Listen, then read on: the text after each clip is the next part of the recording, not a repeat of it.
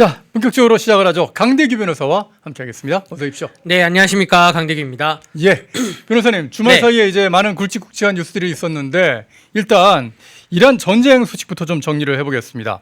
주말 사이에 이란이 이 사우디에 있는 미 공군기지 공격을 해가지고요. 네, 와, 이거 5천억 원 정도쯤 진짜 비싼 전투인데 조기 경보기를 파괴했다고요? 네, E3 조기 경보기라고 예, 예. 한 5억 달러입니다. 그래서 아마 저 다 합치면 한 7,545억 정도 더 되는군요. 5천억이 넘는군요. 되고요. 5억 달러 정도로 돼 있고 미국의 가장 비싼 그 군사 무기 중에 가장 비싼 군사 전략 중에 하나고요. 예. 저 사우디에 있는 미국 기지를 폭격했을 때 다행히 사망자는 발생하지 않았고 예. 한 사상자만 한 10명 정도 났다고 합니다. 음. 공중 급유기가 좀 여러 대가 파손이 됐고요. 예, 예. 그 미국에서 하늘의 눈이라고 부르는 저 E3가 뜨면 이제 모든 걸 다 이제 볼 수가 있는 그러한 레이더를 볼 수가 있는 예. 그런 E3가 폭파가 됐다는 건데 이게 E3가 폭파됨으로 인해서 중동 전체에 대한 상황 인식은 다소 좀 떨어지거나 늦춰질 수가 있다. 예, 예. 군사 전문 매체들이 E3가 폭파된 거는 좀 타격이 있을 것이다. 미국이 가슴이 쓰라릴 것이다라고 지금 입을 모아서 얘기하고 있습니다. 예, 박봉희님 오셨네요. 큰 금액 후원 감사드리겠습니다. 아니 그런데 좀 궁금한 게요. 네. 이렇게 어떻게 보면 비싸고 진짜 아주 그냥 귀중한 그런 전략 자산인데 네. 이걸 미국이 함부로 관리했을 리도 없고요. 네. 꽁꽁 숨겨놨을 텐데 아니 그런데 어떻게 그게 사우디의 공군기지에 있다는 걸 알았을까요? 네, 그 지금 그 우크라이나 젤란스키 대통령은 예, 러시아가 위성 자료를 보냈을 것이다. 어허. 이걸 러시아가 보냈을 것이다라고 얘기하고 있는데 사실은 좀 군사 전문가들의 입장은 다소 좀 다른 것 같습니다. 네. 뭐냐면 그 사우디에 있는 술탄 기지는 예, 이미 예. 미국의 전진 기지로서 누구나도 알고 있는 거예요. 어. 저 술탄 기지에 중요한 게 다 있구나라고는 웬만한 사람들 다 알려져 있었고, 예. 저 아까 비행기가 동그란 동그랗게 모양이 좀 특이하지 않습니까? 예, 레이더를 달고 있죠. 예, 레이더를 달고 있어서 그래서 상업 위성으로 보기에도 식별이 가능하다는 거예요. 그러니까 군사 위성이나 뭔가 뭐 고도의 정밀성을 가진 군사 위성뿐만 아니라 예. 상업 위성이나 일반 위성만 가지고도 비행기 모양이 이렇게 있는데 뭔가 특이한 비행기, 동그란 비행기. 이건 조기 경보기구나. 이거는 이 정도면 E3가 되겠네. 이 정도는 식별이 가능하다는 겁니다. 또 이란이 갖고 있는 그 이란 중동 전체에 전자정보 감청망을 이란이 돌리고 있는데 저 E3에서 나오는 전자신호가 굉장히 강력한 전자신호가 나온대요. 뭐 예. 인체에는 영향을 미치진 않지만 예, 예. 어떠한 이란에서 전자망 감청을 돌렸을 때 굉장히 강력한 전자파가 저 기지에서 떠서 돌고 저 기지에 내려간다. 어허. 이거는 이제 알 수 있다는 것이죠. 그렇기 예. 때문에 이란은 프린스 술탄 기지에 이미 E3 조기 경보가 있을 거라고 알고 있었다고 보여지고요. 그럼 우크라이나는 왜 저러냐? 우크라이나 젤란스키 대통령 말이 사실일 수도 있습니다. 예. 사실일 수도 있는데 우크라이나 젤란스키 대통령은 지금 사실 러시아와 우크라이나 정쟁에서 러시아가 이란 호스타바를 갖고 가면서 뭔가 하나의 목소리를 내고 하나의 의견을 갖고 있기 때문에 젤란스키 대통령 입장에서는 저러한 발언을 해서 러시아를 좀 궁지에 몰아야지 러시아 우크라이나 정대도 같이 정리가 되고 결국 뭐 이따가 말씀드리겠지만 이게 확전이 될 수가 있거든요. 예, 예. 그럼 뭐 니네 편 우리 편 갈릴 수밖에 없는 상황이기 때문에 러시아는 미국 편이 아니다. 라고 말을 할 수밖에 없지만 사실상 보면 그러니까 이란의 드론 기술이 이란이 항공 기술은 좋지 않은데 근데 드론 기술은 근처에 있는 중동에 있는 드론 기술은 나쁘지 않다라는 게 지금 판명이 난 것 같은 예, 그런 예. 것 같습니다. 네. 예, 우크라이나 같은 경우는 또 그 드론을 잡아내는 스팅이라고 하는 그런 미사일 그 드론을 공격할 수 있는 전문 공격 무기라고 생각하면 될 것 같습니다. 네. 그런 것도 많이 갖고 있는 그런 상황인데 어쨌든 러시아와 중공이 이 이란하고 협력하고 있는 거 이게 참 그런 상황인데요. 이런 가운데 예멘의 후티 반군이 이란을 도와서 이번 이란 전쟁에 참전하겠다 그렇게 선언을 했습니다. 예. 그 후티라 그래서 예, 예멘이라는 나라에 있는 무장파 세력이에요. 예. 무장 정파 반군 세력인데 거의 뭐 이란하고 정치적 입장을 같이 한다고 보시면 됩니다. 예, 시아판이지 않습니까? 예. 근데 왜 후티가 반군이 들어오냐? 이란이 직접 만약에 이란이 직접 주변 국가들 뭐 오만이든 카타르든 사우디든 예멘이든 이란이 직접 주변 국가들을 공격하기 시작하면 예. 이게 정말로 확전이 되거든요. 근데 후티가 참전을 하게 되면 이란이 시켜서 한 게 아니라 후티가 우리가 자발적으로 한 거야.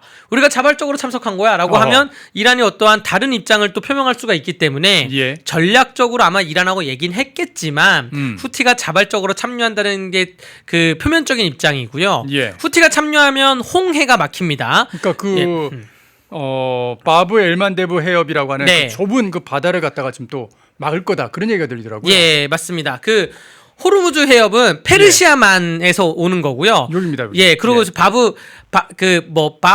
밥 엘만데 뭐 해협이라 그래서 저기 있는 예. 홍해에서 오는 것인데 예. 호르무즈 해협과 밥 엘만데 해협을 비교해 봤을 때 폭은 호르무즈 해협이 조금 더 길어요. 폭이 높아요. 그러니까 호르무즈 해협은 한 30km 정도의 폭입니다. 예. 근데 밥 엘만데브 해협은 25km에서 30km 왔다 갔다 거리거든요. 호르무즈 해협은 최장 30km 호협인데 근데도 호르무즈 해협이 방어하기는 더 힘듭니다. 왜 힘드냐면 저기 이렇게 굴곡이 있잖아요. 예, 예. 배가 엄청 큰 배가 이제 가는데 우리도 버스 운전할 때 그 굴곡이 있으면 이게 폭이 중요한 게 아니라 굴곡이 있으면 버스를 이렇게 뭐 이렇게 들어왔다 이렇게 운전하는 것처럼 예. 그래서 실제로 폭은 호르무즈 해협이 더 넓지만 사실상 배가 갈 수 있는 선로는 되게 좁다고 합니다. 그래서 저기는 방어하기 힘들고 밥 엘만데브 해협은 그 후티군이 그 참전을 해가지고 저기를 봉쇄한다 하더라도 그렇다 하더라도 저기서 전쟁이 벌어지면 저기는 아마 방어하기가 그러니까 사우디든 혹은 미군이든 충분히 방어를 할 수 있기 때문에 아마 뭐 이 호르무즈 해협은 아예 봉쇄가 가능하거든요. 예. 근데 저 밥 엘만데브 해협은 아예 봉쇄는 불가할 것이다. 근데 그렇게 보여집니다. 네. 예, 그렇다 하더라도 일단 위협은 있죠. 예. 어떻게 보면은 미사일을 자꾸 쏴대는데 거기를 지나가는 게 굉장히 위험하지 않습니까? 맞습니다. 예. 그래서 좀 우리나라의 어떤 물동량 자체가 위축될 수 있는 그런 상황인데 네. 이러면 우리가 유럽 수출망이 아주 타격을 받지 않습니까? 맞습니다. 이게 지금 만약에 저기까지 홍해에 있는 저 밥 엘만데브 해협까지 봉쇄가 된다면 예. 전 세계 에너지 시장이 정말로 시끄러워지는 거예요. 저희가 예. 호르무즈야, 뭐 일본, 뭐 한국, 뭐 몇 개 국가인데 저기 남쪽에 있는 저 해협은 밥 엘만데브 해협은 또 전 세계 에너지의 10% 이상을 15% 정도를 차지하고 있기 때문에 저기가 봉쇄가 되면 굉장히 에너지 수급에는 더 전 세계적으로 그 위기가 올 것입니다. 네. 예. 아이고 지금 뭐 제가 요 지도로 좀 설명을 드리면은 원래는 그 수에즈 운하 통해서 홍해 네. 통해서 가면은 금방 갈 수가 있는데 이거를 저쪽 남쪽으로 희망봉으로 돌아가면은 한 2주 정도쯤 시간이 더 걸리고요. 비용도 전체적으로 지금 여기는 20%라고 그랬는데 20% 정도가 아니라 50% 이상 네. 더 들어갈 확률이 많다. 뭐 그런 그래서 얘기를 하더라고요. 예, 미국에서 유럽 가는 거는 북극 항로 계측해서 가긴 갈 텐데 어쨌든 예. 이 돌아가는 비용 때문에 여러분들 수에즈 운하라는 그 정말 인류의 걸작 토목 공사라고 하는 수에즈 운하를 예. 뚫지 않았습니까? 예. 근데 저기 아래를 막고 있으면 위에를 뚫어봤자 저기 입구가 저쪽이에요. 예. 바브 엘만데브 해협이 입구기 때문에 예. 저 입구를 막히면 출구가 있어봤자 뭐 소용이 없습니다. 예. 그래서 이제 어떻게 보면 사우디도 수출해 저희가 지금 예멘 바로 위에가 사우디이기 때문에 네. 사우디가 이번에 후티 반군을 진압하기 위해서라도 참전할 거다 그런 얘기가 들리더라고요. 예, 여러분들 지금 이란 전쟁은 중동 전문가들이 얘기하기로는 예. 중동 전쟁이라고 표현은 안 하더라고요. 이거는 이란과 이스라엘의 전쟁이다. 아하. 작년에도 10일 전쟁이 있었고 이번에도 예. 이란과 미국의 전쟁이지 이건 중동의 전쟁이 아니다. 뭐 종교 전쟁도 아니고 중동 전쟁이 아니다라고 표현을 하는데 만약에 사우디가 참전하게 되면 얘기가 완전히 달라지게 되는 얘기고요. 후티가 참전해서 왜 사우디가 참전하냐? 후티라는 그러한 집단 단체가 사우디의 본토를 공격했던 적도 있어요. 예. 사우디의 본토도 공격하고 해상 봉쇄를 했던 적은 몇 차례가 있습니다. 해상에 있는 공격력은 후티라는 그 단체가 갖고 있기 때문에 사우디는 호르무즈 해협하고는 무관합니다. 예. 호르무즈를 막던 안 막던 우리는 상관없어. 예. 근데 저렇게 홍해가 있고 위에는 수에즈고 아래는 바벨데브 해협인데 바벨만데브 해협을 막으면 사우디가 참전할 수밖에 없는 그런 구조가 되는 되겠죠. 것입니다. 예. 그렇기 때문에 사우디가 과연 참전을 할지 안 할지가 굉장히 그 집중이 돼 있는 상태인데 또 한 일각의 시각에서는 사우디가 또 최근에 이란하고의 관계 회복을 굉장히 노력해 왔거든요. 예. 이 작년부터 해가지고 이스라엘하고 이란하고 싸우던 말던 우리는 이란하고는 좋은 관계로 노력을 하겠다라고 해서 참전을 안 할지는 봐야 되는데 뭐 사우디 입장에서는 야 이거는 이란 때문에 우리가 참전하는 게 아니라 후티 때문에 하는 거야. 어허. 이란하고 미국은 니네들이 싸워. 우리는 그냥 후티 때문에 가는 거고 우리는 후티만 잡으면 돼. 라고 충분히 그럴 할지. 수 있습니다. 예, 그래서 참전할 그러한 가능성은 높아지는데 조금 더 후티가 어느 정도로 봉쇄를 하고 어느 정도로 나올지는 좀 지켜봐야 되는 상황입니다. 예. 트럼프 미국 대통령 이 지금 주말 사이에 지상군 투입을 하겠다 뭐 그런 얘기도 나오고 있고요. 네. 그것과 동시에 또 이란과 협상을 하고 있다. 네. 그런 얘기가 동시에 진행이 되더라고요. 네. 이건 트럼프 특유의 그 거래 기술에도 나오는 그렇죠. 어떤 혼란 전술일까요?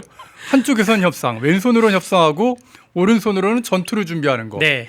이건 어떻게 우리가 해석해야 될까요? 그러니까 트럼프가 뭐 그 미사일 쐈다가 뭐 5일 동안은 휴전하자고 했다가 예, 예. 다시 또 쐈다가 예. 뭐 휴전했다가 하지 않습니까? 그래서 트럼프의 그 입장에 대해서는 전 세계 모든 언론 매체가 예. 입장이 다 다릅니다. 뭐 어허. 명확하지가 않습니다. 예. 근데 어쨌든 양동 작전, 한 손에는 협상, 한 손에는 지상군 투입인데 지상군 투입을 하기 위해서는 그 군사적인 단계가 있는데 예. 지상군 투입을 하기 위한 단계가 뭐 1부터 10까지가 있고 10이 되면 지상군 투입이다라고 한다면 아직 한 7도 안 왔습니다. 어허. 그러니까 뭔가 움직임이 있고 아까 말한 뭐 술탄 프린스에서 뭐 집결해가지고 움직임이 있고 투입 뭐 이런 게 있어야 되는데 예. 아직 지상군을 투입하는 그 움직임은 그 펜타곤이나 네. 혹은 뭐 미국 본토나 혹은 이란 주변에 있는 미국 기지에서는 아직 그 정도까지는 보이진 않는다. 다만 대통령이 명령을 내리면 일주일 안에는 투입을 할 수가 있겠죠.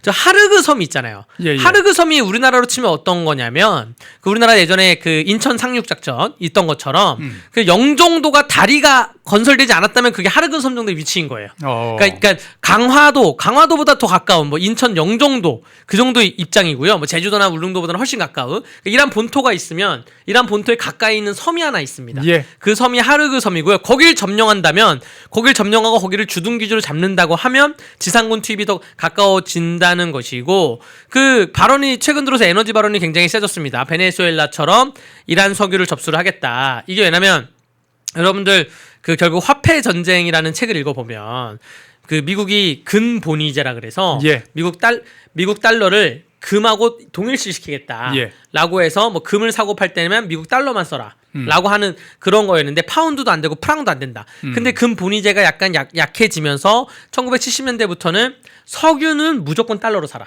예. 야 프랑스가 석유를 살 때도 달러로 사야 돼요. 그 영국이 석유를 사우디든 뭐 이란에서 영국이 석유를 살 때도 달러로 사야 돼요. 이게 사실 다른 나라 입장에서 보면 좀 억울한 건데 예. 이렇게 굉장히 강력하게 만들어 놓은 거예요. 그런 다음에 카다피가 이집트 카다피가 나는 금으로 거래할게 달러로 거래 안 할게. 라고 하니까 카다피 잡아간 거고요. 베네수엘라랑 이란은 중국에게 석유를 팔지 않습니까? 예. 중국도 석유를 살 때는 달러로 사야 돼요. 지금 미국이 그렇게 만들어놨어요. 전 세계 석유 시장을. 근데 우리는 중국 위안화로 살게. 야 그 이란하고 베네수엘라가 중국 시진핑 달러 안 줘도 돼요. 위안화로 주세요. 라고 했다가 지금 들어간 겁니다. 예. 그래서 아예 야 이거 지금 세계 돌아가는 거 보니까 아예 석유를 다 장악을 해야 되겠구나. 그런 생각으로 들어간 지금 표면적인 입장이 지금 나온 것이고요.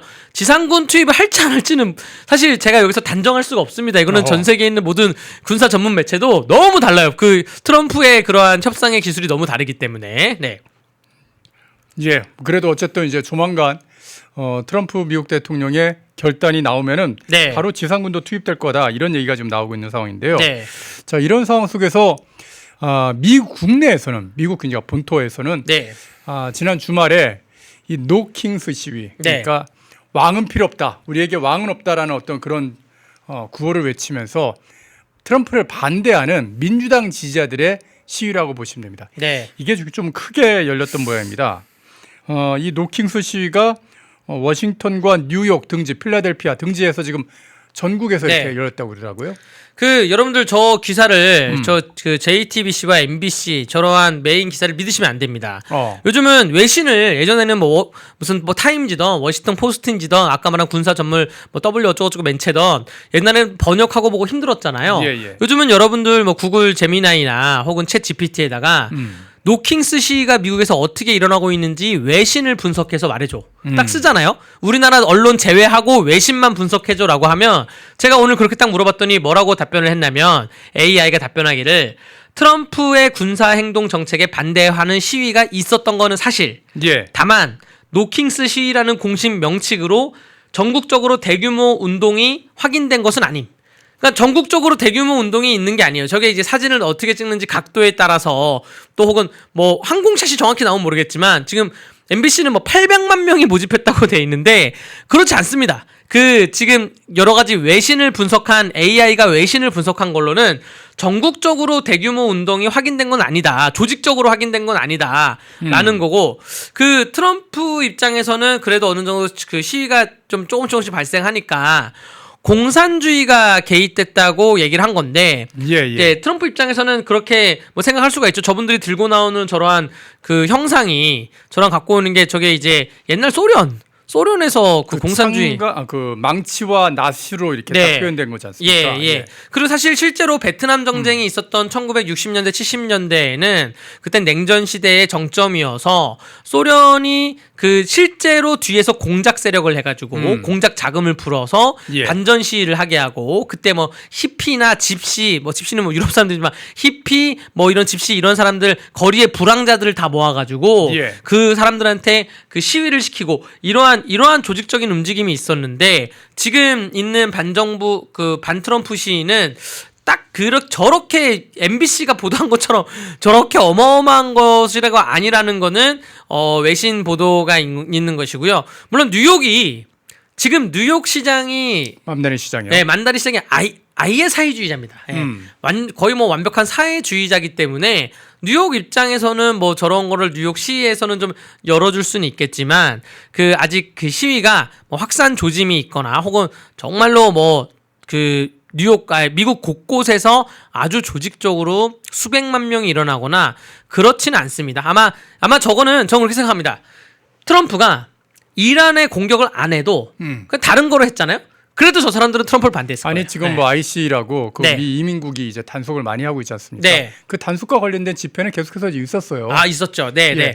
그러니까 이민자들을 어떻게 보면 불법 이민자들 단속하는 거에 저항하는 집회들이 계속 있어 왔는데 물론 뭐 지나친 부분도 좀 없진 않습니다만 그러나 미국 사회 자체가 이제 불법 이민자 때문에 워낙에 많은 문제를 지금 겪고 네. 있기 때문에 그걸 해결하고자 하는 게 미국 공화당 지지자들의 어떤 열망이었거든요. 그걸 지금 해결해 주고 있는 게 트럼프고요. 그래서 좀 공화당으로부터는 굉장히 많은 지지를 지금 받고 있는 상황인데 그런데 말입니다. 문제는 이 MBC 같은 이런 매체들이 노킹스 시위를 대대적으로 보도하면서 트럼프 지지자들도 트럼프에 지금 반대하고 있다. 네. 그러니까 마가 지정이 쪼개지고 있다. 이런 식으로 보도하는데 이게 완전히 사실과 다르다고요. 다르죠. 예, 예. 다릅니다. 마가 진영의 아주 일부 분열은 예. 있을 수가 있습니다. 어느 집단이든 분열이 있을 수가 있죠. 마가 진영에서 극히 일부 사람들은 트럼프의 그 이란 침공에 대해서 너무한 거 아니냐라고 얘기하지만 예. 마가의 한 80% 이상, 90% 정도는 여전히 트럼프에 대해서 열렬히 지지하고 있고요. 그 민주당 똑같아요. 우리나라랑 비슷합니다. 그 미국에 있는 민주당 세력들은 트럼프를 엄청 싫어해요. 예. 엄청 싫어하고 마가를 중심으로 똘똘 뭉친 공화당이 있는데 그 마가 안에서도 뭐 일부 청년 계층이나 일부의 다른 계층들은 트럼프에 대해서 지지는 하지만 이란 전쟁에 대해서는 너무 나간 거 아니냐라고 말을 하고 있지만 핵심 마가 세력들은 아직도 흔들리지 않고 있습니다. 분열 이런 건 없고요. 저 노킹스 시위가 예. 노킹스가 왕이 없다는 거 아니에요. 예. 트럼프가 결정 방식이 뭐 너무 왕처럼 한다 그래서 왕은 없다라고 하는데 왕은 우리나라에 있죠. 재판을 안 받고 있는 사람이 있지 않습니까? 우리나라에. 여러분들 트럼프는 작년에 재판 받았어요. 트럼프는 그 이재명과 다르게 트럼프는 본인 대선 운동하면서 그 어떤 재판이 있을 때 재판 다 받았고요. 예. 대법원에서 재판 결과가 나오지 않았습니까? 그 트럼프가 관세 협상 매겼던 것도 대법원에서 몇 개는 또 취소시켰잖아요. 예. 그래서 슈퍼 301조가 나온 건데 노킹스 시위를 하려면 우리나라가 해야 됩니다. 진짜 우리나라가 노킹스 해야 되겠네요. 재판을 안 받는 사람이 왕 아니냐. 예, 그 예. 입법부까지 다 장악한 사람이 왕 아니냐. 지금은 검찰도 다 없애면서 수사 라인까지 다 잡으려는 사람이 왕 아니냐. 이게 노킹스 시위가 지금 국무회의나 혹은 뭐 각종 보고의 생중계를 보면 왕이에요, 왕 보면.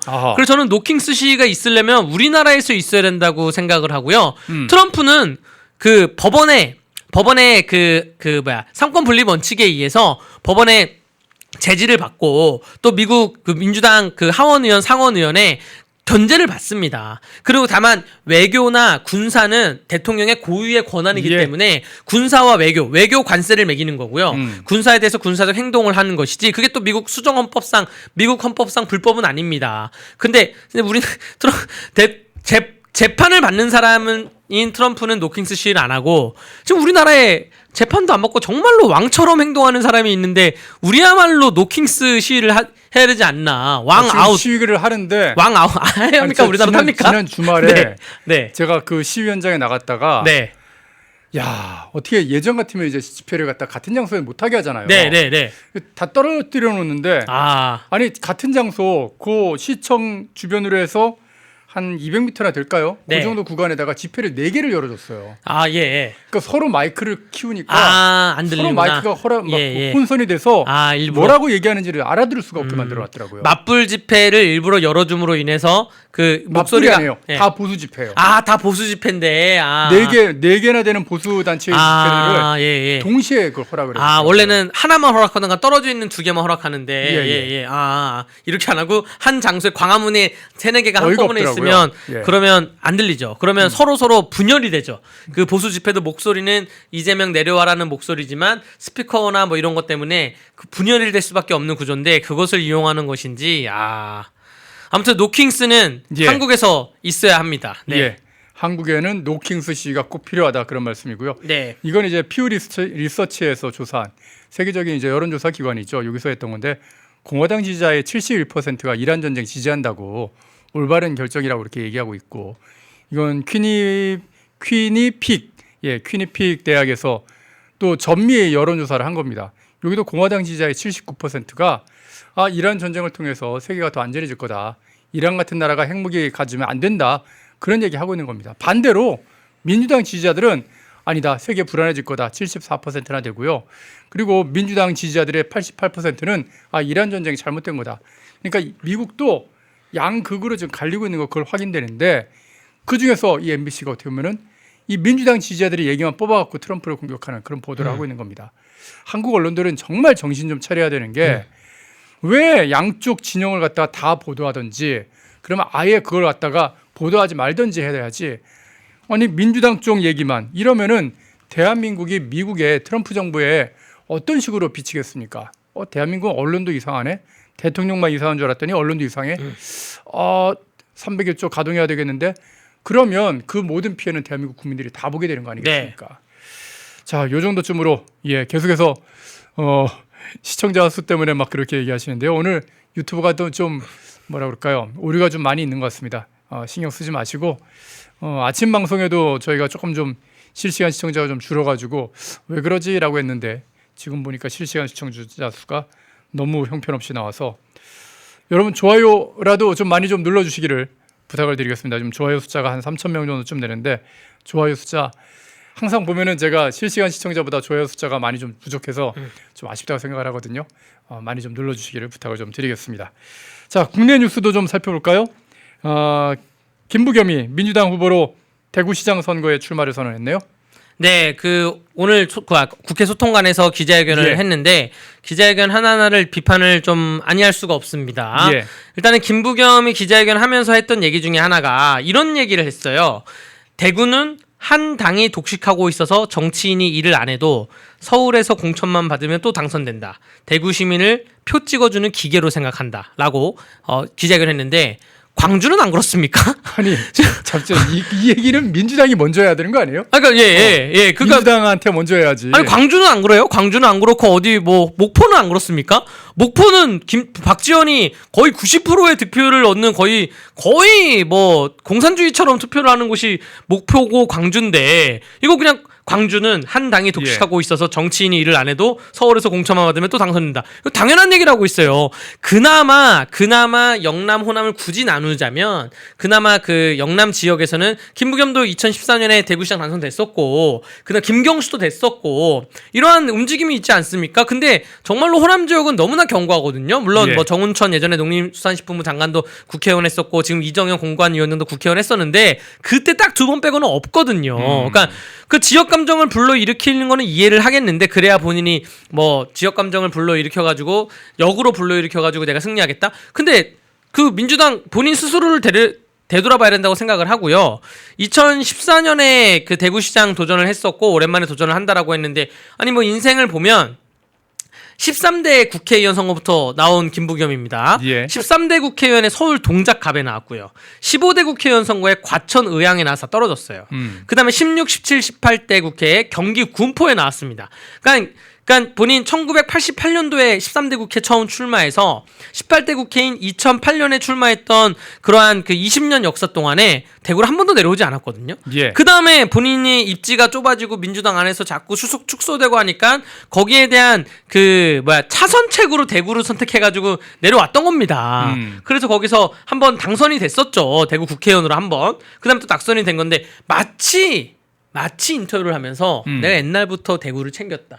내가 원래 마음속에 대구가 있었다. 이렇게 말하는 거는 좀 앞뒤가 안 맞는다는 것이죠. 지금 뭐 강원도로 치자면 우상호 도지사 후보도 서대문구에서 12년 하고 맞아요. 입지가 좁아져가지고 지금 뭐 거의 대통령이 청와대에서 나가라고 대통령이 내보낸 사람처럼 되니까 지금 강원도에 50년 만에 그 강원도에서 초중고도 졸업을 안 했어요. 근데 내가 여기서 태어났다 그래서 50년 만에 와서 뭘 알겠습니까? 근데 김부겸도 사실 대구에 대해서 뭘 알겠어요. 물론 국회의원 한 번 했지만 그 국회의원 했던 것도 2016년 일인데 10년 전이에요. 10년 전. 뭘 알겠습니까? 그러니까 대구 시민들의 정말 현명한 선택을 바라겠고 앞으로 이제 하나하나 이제 양파 껍질 까듯이 계속 저는 벗겨질 것이라 생각합니다. 네. 김부겸 전 총리는 대구에 집이 있는지는 모르겠습니다. 제가 왜 이 얘기를 하냐면 네.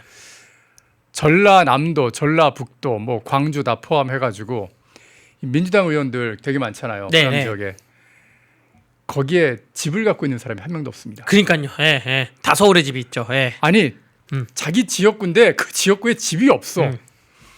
여러분 이게 민주당의 실체입니다. 호남 지역에 계신 분들 여러분 지역구에 국회의원이 집이 없다고요.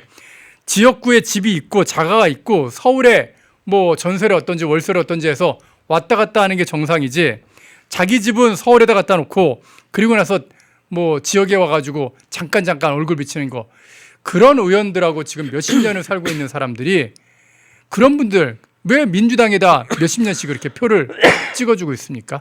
김부겸이 얘기한 뭐 보수가 국민의힘을 그러니까 대구가 국민의힘을 버려야지 뭐 살 수 있다고요? 그게 아니라 진짜 호남이 자기 지역에다가 집 하나 사질 않는 이 민주당 의원들을 버려야지 대한민국이 삽니다. 대한민국이. 호남이 사는 것도 물론이고요. 자 그런 얘기를 좀 해드리고 싶네요. 뭐 아마 뭐 대구에 와서 본인도 예전에 뭐 보수였다 신한국당이다 뭐 얘기할 예. 텐데 그 합당 과정에서 그렇게 되는 거에 불과하고요. 절대 보수의 가치를 아는 사람은 아니기 때문에 예. 대구 시민 여러분들이 만약에 김부겸 후보자가 와서 보수의 가치를 세우는 김부겸이다 보수를 안다라고 하면 바로 제가 지금 다른 말 할 뻔했는데 바로 눈앞에서 이재명에 대해서 비판을 할 수 있는지 지금 이재명이 하고 있는 경제 정책 이재명이 하고 있는 안보 정책에 대해서 비판을 할 수 있을지 꼼꼼하게 좀 따져보시기 바랍니다. 제가 예전에 전원책 그 변호사님이 방송에서 그 김정은 뭐 강아지 하면 우리 편이다 뭐 이런 얘기를 했던 것처럼 제가 그 표현을 쓸 뻔했어요. 근데 멍멍이 근데 새끼라고요? 근데 그 방송이니까 제가 그런 표현은 못 쓰지만 예. 그런 말씀드립니다. 네. 예, 아이고, 진짜 그 얘기를 할 줄 알아야 돼요. 김부겸이 만약에 보수라고 얘기할 거면. 예. 그게 아니면 당당하게 뭐 대구에 가서 얘기하십시오. 나는 이재명처럼 안보 의식이 나는 이재명과 비슷하다. 나는 경제관도 이재명이다. 라고 한번 말씀을 해보시면 과연 대구 시민들이 선택할 수 있을까 생각됩니다. 예. 자, 끝으로 한 소식만 더 알아보겠습니다. 지금 민주당이 2차 종합특검 한다고 지금 2차 종합특검을 갖다가 이게 좀 제대로 안 되는 것 같으니까 특검법 자체를 좀 개정해서 검사 숫자, 수사관 숫자 왕창 늘려서 해야 된다 뭐 그런 얘기를 하고 있는데 오늘 지금 서울신문에서 보도한 내용을 좀 보니까요. 아니 일선 검사들이 너무 부족해서 뭐 검사들도 지금 어차피 검찰청이 뭐 어떻게 해체가 되긴 하지만 수사를 진행해야 되는데 지난 3개월 동안에 검사가 이제 옷을 벗고 사직을 한 게 58명 그리고 67명은 지금 특검에 뽑혀하고 현장에 검사가 없다고 그러는데 이게 어떻게 된 일입니까? 여러분들 진짜 이거는 정말 난리도 아닙니다. 정말로 제가 그 검찰청에 가끔 자주 왔다 갔다 거린 사람으로서 네, 아무래도 뭐 네, 가르치겠죠. 정말 난리도 아닌 사건인데 지금 그 검사 한 명당 갖고 있는 사건 수가 한 300건이 넘어가기 시작하면서 미제 사건은 뭐 역대 최대로 늘어난 미제 사건이 늘어나고 있으면서 예.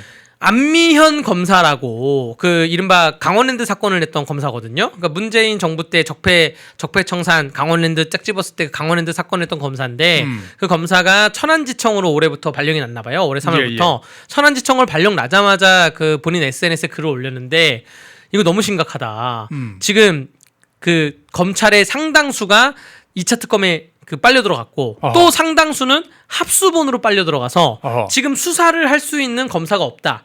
그래서 취재를 해 보니까 검사들은 한 지청마다 6, 7명 있잖아요. 일할 수 있는 인력이 그게 차장 부장 빼고.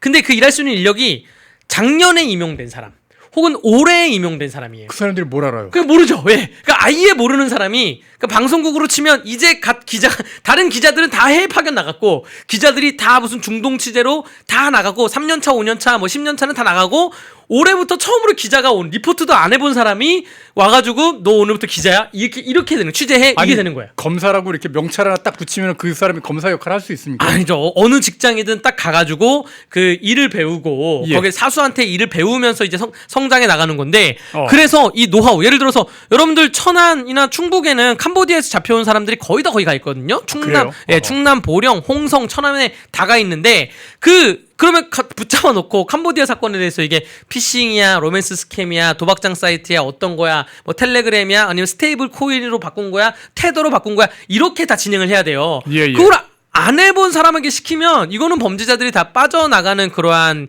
그 수순밖에 안 되는 것이고요. 정말로 일선 검찰에서 난리도 아닙니다. 지금 그나마 요즘까지는 보안 수사건이 있잖아요. 그래서 지금 검사가 하는 거는 그나마 보안 수사를 계속 내려요. 그럼 경찰이 보강하고 올리는데 이제 8월부터 9월부터 보안 수사건도 없어지면 그냥 뭐 바로바로 스킵해서 가는 건데 여기서 또 검사들이 빨려 들어가는 날짜가 또 나왔습니다. 국정조사를 한다는 거 아닙니까 지금? 조작기소 국정조사. 거기에 일선 검사들을 포함해서 증인을 100명을 넘게 불렀대요. 지금 검사 100명이면 그 우리가 검사 몇 명이나 있나요? 우리 한 2,000명 정도밖에 없습니다. 2,000명밖에 안 되죠. 2,000 몇백 명밖에 안 되고 지금 이미 특검으로 빨려 들어갔던 검사 뭐 200명 이런 수는 부산지검 전체 검사 수예요. 하나의 광역시에 있는 모든 뭐 사건, 뭐 민사, 형사, 음주운전, 폭행, 뭐 여러 가지 모든 뭐 성범죄 이거를 다 할 수 있는 200명의 검사를 다 빠져나가서 특검을 만들었는데 지금 조작 기소하는 그 서영교가 있는 그 위원회에서 검사들 한 명씩 증인으로 계속 부르겠다는 거 아닙니까? 그럼 일하다가 또 불려가고 또 검사들 100명 불려가서 또 하루 종일 질문도 안 받고 앉아만 있다가 오고 아예 정말로 이거는 민생 범죄가 정말로 무너지고 있습니다. 지금 전세 사기던 혹은 아니면 그 가벼운 무슨 학교 내에서 가벼운 폭력 사건이던 다 지금 수사가 진행이 안 돼서 쌓이고 있다는 점을 말씀을 드립니다. 네. 야, 이러면은 정말 수사가 심각해요. 진행이 안 되면 결국에는 피해를 보고 아니 뭐 진짜 강력 범죄에 노출이 돼 가지고 우리 국민들이 뭔가 수사를 받고 보호를 받아야 되는데 하나도 못 받는다는 얘기잖아요. 예, 그래서 요즘 그 법원 풍경이 뭐냐면 공판 검사라고 있으면 공판 검사가 보통 제 나이나 저보다 어린 또래들이 공판 검사로 오거든요. 근데 갑자기 검사가 바뀌어요, 공판 검사가. 그러니까 일하던 검사가 관둔 거예요, 보니까. 그러면 정말로 그 누가 봐도 외형적으로 보기에 저 검사장급 외형인데 거의 차장 검사 외형인데, 그러니까 검사는 차장 다음에 부장입니다. 차장이 더 높습니다. 차장이 높죠. 누가 봐도 차장급 검사인데 이거 갑자기 그 공판 검사가 빵카가 나니까 바로 그 투입돼가지고 그 법정에 앉아 있더라고요. 그런 풍경도 볼 수가 있어요. 지금 아주 그냥 그 우리나라의 수사 라인 자체가 아예 그 금융 수사는 범죄자들이나 라임 옵티머스부터 추미애가 법무부 장관 할 때부터 무너졌지만 지금 줄줄이 연쇄 파동으로 무너지고 있고 이거 정말 큰일 났습니다, 정말. 네. 예, 알겠습니다. 아이고, 하여튼 대한민국의 지금 시스템 자체가 곳곳이 무너져가고 있는 그런 상황들 여러분께 전해드렸고요. 자, 잠시 후부터는 김대중 교수님, 세종대 김대중 교수님 모셔가지고 경제도 완전히 망가져가는 그런 상황들 여러분께 전해드릴 테니까 계속해서 여러분 좋아요 좀 더 눌러주십시오. 이제 4,200명, 300명 그쯤 되는데 좀 더 눌러주시기 부탁드립니다. 좋아요 꾹 누르고 함께해 주시기를 부탁을 드리겠습니다. 지금까지 강대규 변호사와 함께했습니다. 말씀 잘 들었습니다. 네, 감사합니다.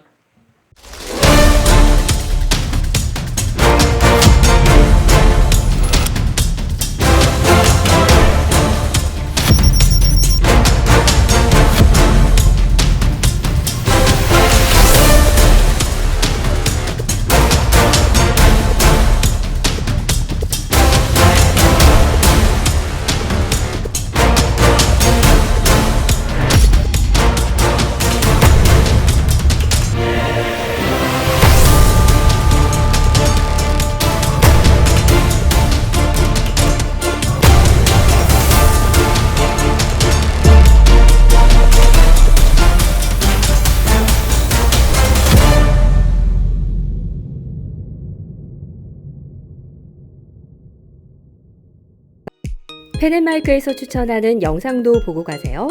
다른 영상도 즐기시려면 구독 버튼을 꼭 눌러주세요.